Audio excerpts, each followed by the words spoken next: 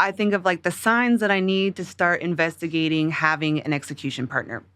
The way I describe it or feel it is like, it's you as the leader or the founder. If you're feeling compression and you're feeling like all I do is put out fires, I have no time to create this vision that I was trying to build. I'm just literally getting things done in time so that we can keep moving. That's probably an inflection point you want to start exploring. The other thing is delayed decisions. If you are the person making all the decisions and people are waiting on you to move forward for the business, whether it's growth or them executing something, that's another sign I probably should start looking at this and seeing what I need to do. If you're missing metrics or forecasts, another sign that you may have some structural weakness that you want to go look at. Miscommunications or people coming in just these. If you start feeling these problems to start arising that you never had before, it's a good place to pause and assess where do I need support and what does that look like. Welcome to An Ounce of Prevention, the podcast. At our Reese & Associates, we believe that an ounce of prevention is worth a pound of cure. Our daily commitment lies in informing our clients about legal risks without hindering their business objectives. As we like to say, we're in the business of building companies and helping executives sleep at night. So stay tuned. Maybe you'll learn something that'll help your business grow and thrive. Welcome to An Ounce of Prevention, where we believe an ounce of prevention is worth a pound of cure. I'm your host, Rachal Reese. Before I introduce my guest, let's take a quick look at a recent case law update and break down what it means for your business. Today's update covers Illinois National Insurance Company versus Harman International Industries, Inc., an insurance dispute between Harman and 3 of its insurers, which was recently decided by the Delaware Supreme Court. Here's what happened. In 2017, Samsung acquired Harman through a merger. In response, a group of former Harman shareholders filed a lawsuit alleging violations of federal securities laws, claiming they did not receive enough information to make an informed vote on the merger. Harman settled with the shareholders for $28 million. However, Harman's insurers denied coverage of the settlement amount, claiming a bump-up provision excluded the settlement from Harman's policy. The insurers claimed that the bump-up provision excluded coverage of the settlement amount for 2 reasons. The claim underlying the settlement alleged inadequate deal consideration for an acquisition, and the settlement amount represented an increase in deal consideration. What is inadequate deal consideration?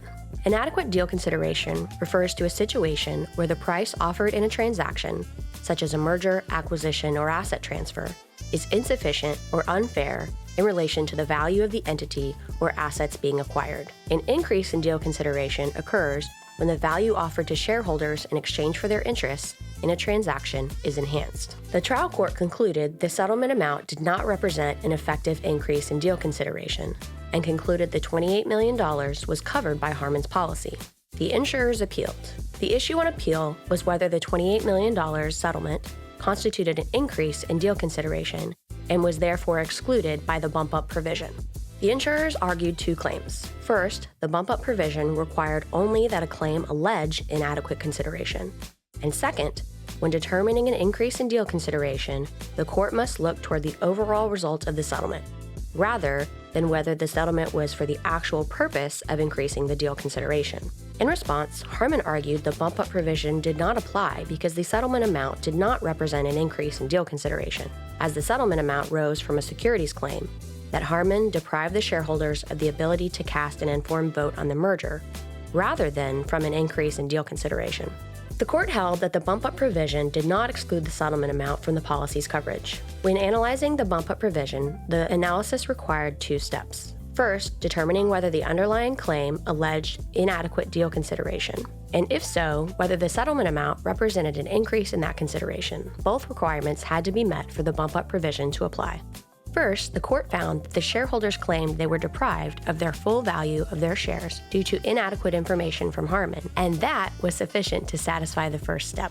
With the first step of the analysis complete, the court then considered whether the settlement amount represented an effective increase in deal consideration. The court held that the insurers failed to meet this step. The court explained that the overall settlement class included shareholders who did not receive deal consideration, and there was no evidence, such as expert reports, that calculated the true value of the shareholders' loss within the settlement negotiations. Thus, because neither party knew the true value of the shares, no one could calculate the potential enhancement the shareholders received. The court concluded that the settlement amount likely reflected the cost of avoiding further litigation rather than enhancing the share value.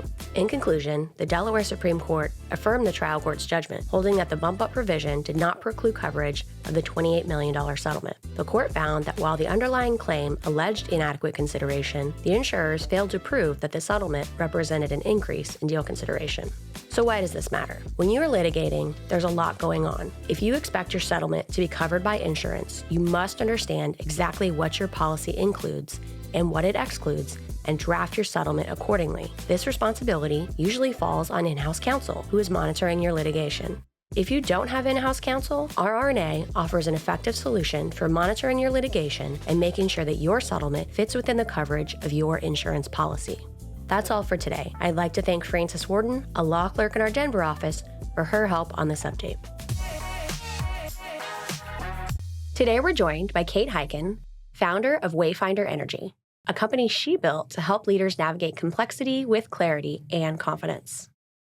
With years of experience leading operations and strategy in the energy industry, Kate started Wayfinder to help companies tackle the complex challenges that come with growth.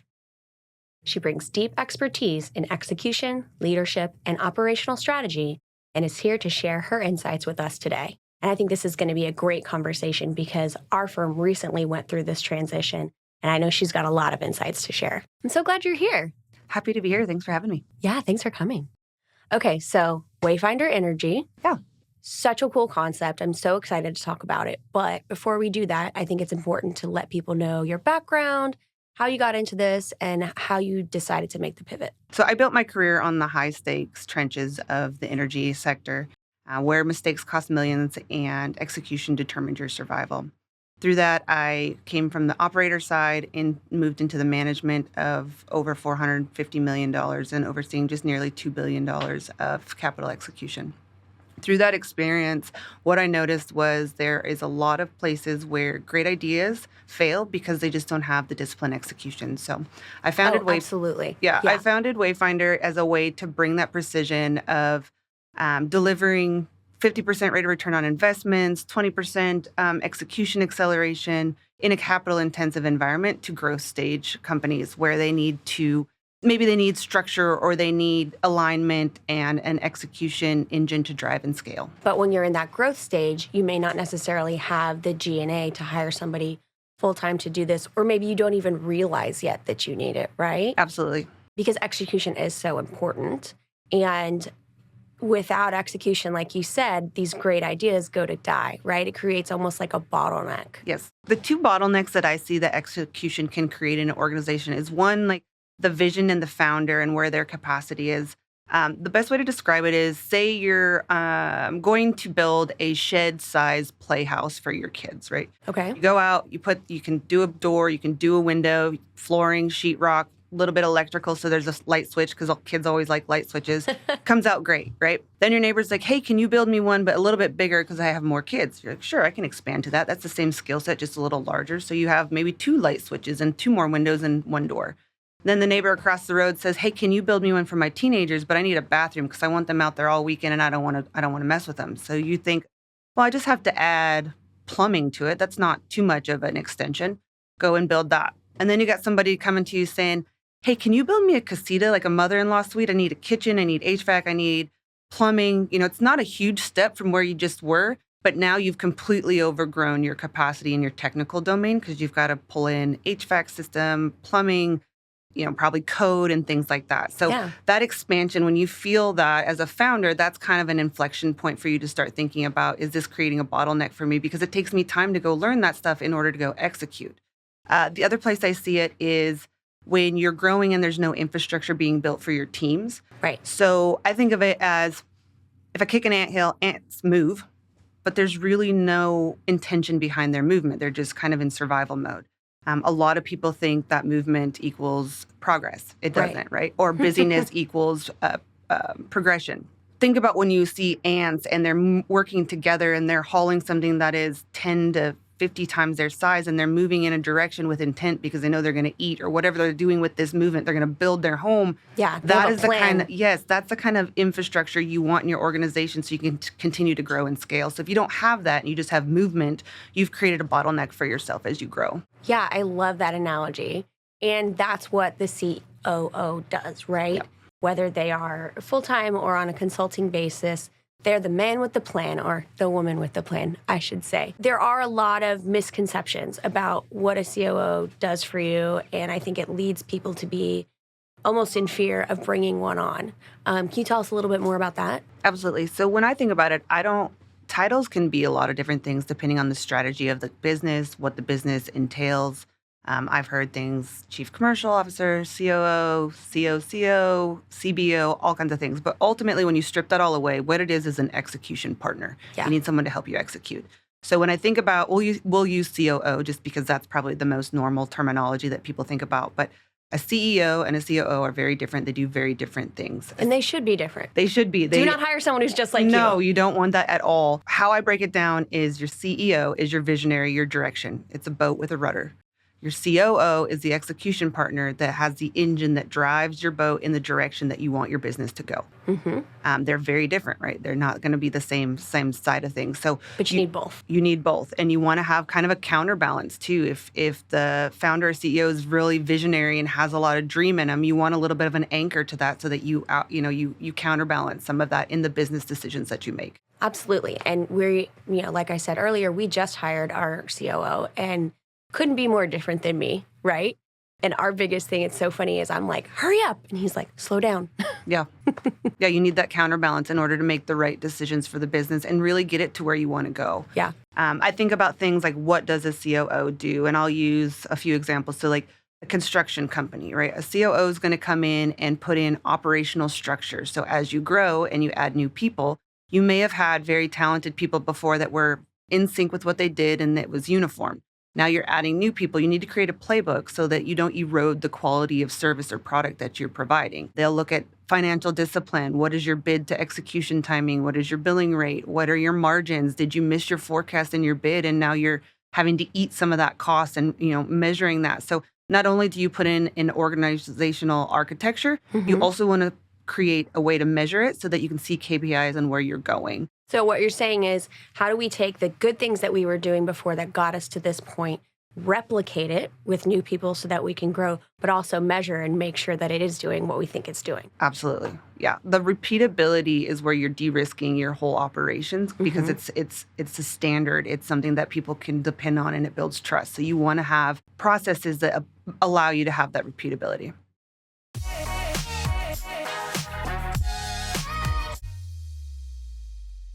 When you hear R. Reese and Associates, you probably think of a firm that brings value, insight, and service to the Texas oil and gas industry. You wouldn't be wrong in that assumption, but the reality is our expertise extends far beyond a single industry or state line. Energy is where we built our foundation. We've spent years serving operators, non-ops, mineral owners, and energy-adjacent businesses across the U.S. But our work doesn't stop at the wellhead.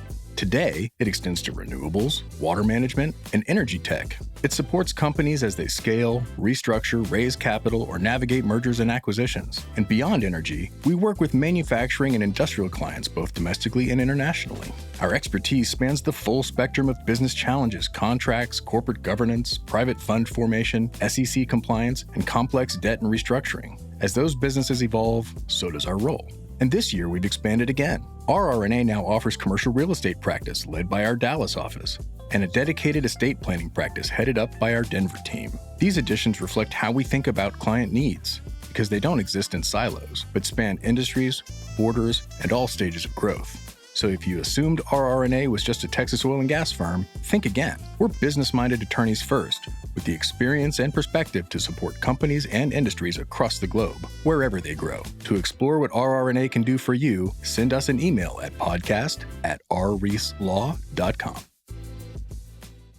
Tell me more about de-risking. I think that's a major component of an execution partner's work. Absolutely. There's so many places it can de-risk. The first place you probably think about is like financial de-risking.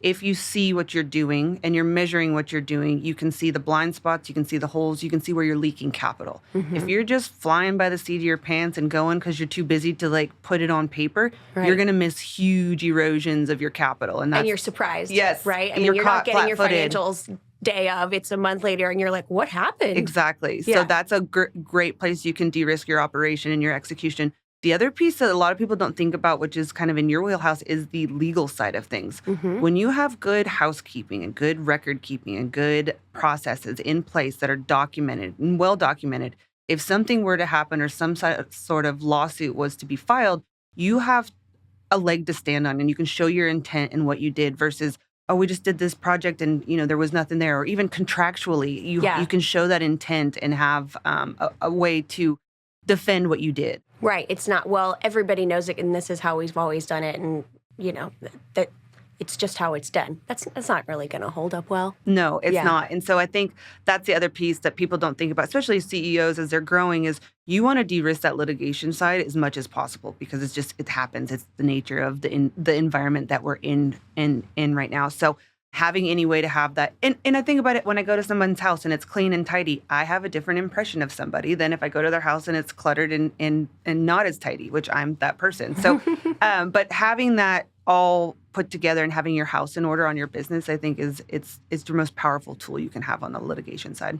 Well, even apart from litigation on the value side, right? When you're growing, you're often talking about merging or even if you are acquiring, they're going to look back at you and see if your house is in order or if you're selling, if you're getting investment, private equity, whatever, the value goes way down if you open up these books and realize that they not know what they're talking about. That you bring up a great point, and I've seen time and time again where people either are getting valuations or they're being bought, and you can't fully assess an asset unless you have it on paper and people can see it. If you're not documenting that, then they're going to miss opportunity to see the value in what you bring to the table because you didn't show them. Absolutely. They can't read your mind. They need to see it. So that's another place that can really help elevate your, whether you're going out for investment or you're trying to sell, it'll elevate your price point. Yeah.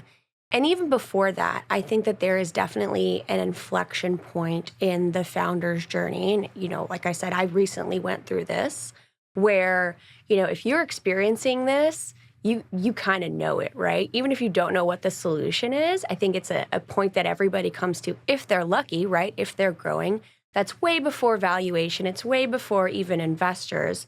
And we talked about this previously, but I really want to hear from you. Tell us about that inflection point. Yeah, so I think of like the signs that I need to start investigating having an execution partner.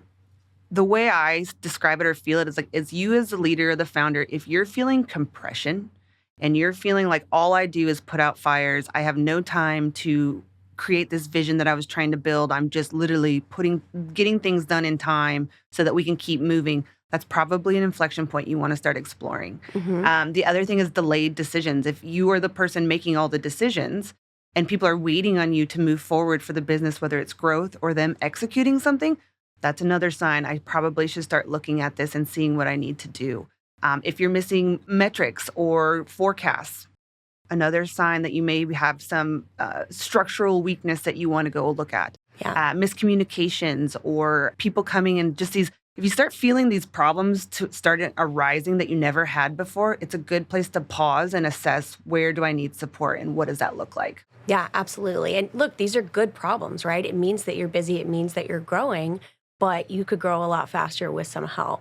I loved the analogy that you made about the pressure, because in my journey with this, it was probably mid last year.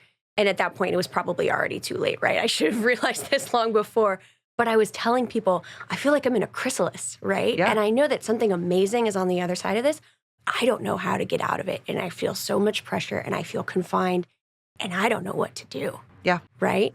And ultimately the solution after, executive coaching and talking to everybody that I knew and asking them for help on this was, you need a COO and you need it yesterday. Well, and that's the part about this, and you bring it up, is There are multiple ways to get this expert into your business and helping you. You can go for the full time if that's what demands by if the you've growth. waited way too long, Right. and like I did. If you're past the point of no return. But you can also do it on a fractional basis, which allows you access to this skill set without having to overload your overhead. Yes. And it's a really strategic move to make. I think one of the things that I've noticed is investors, when they see that you've brought in somebody, but done it on a way that you're not bloating your overhead, it shows that you have financial discipline, and it already shows how your brain is working around the business side and aspects. So you get that skill set to help you grow until you grow to the point that it demands a full-time person. And then you can bring that person in, or the person that you have in already can help either mentor someone internal if you have someone in mind, or you helps you find the right person. Absolutely. Absolutely.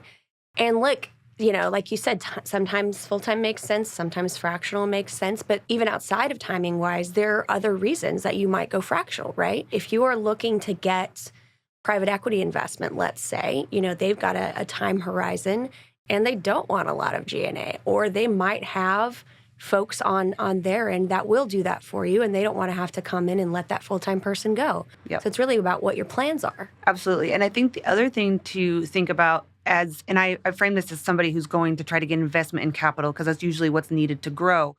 Investors, when they're looking at a company, they look at the leadership team. They say, okay, do they have in-house technical domain? Do they have someone who understands the books? And do they have someone on the execution side, right? If you're missing that third leg, then there's a pause.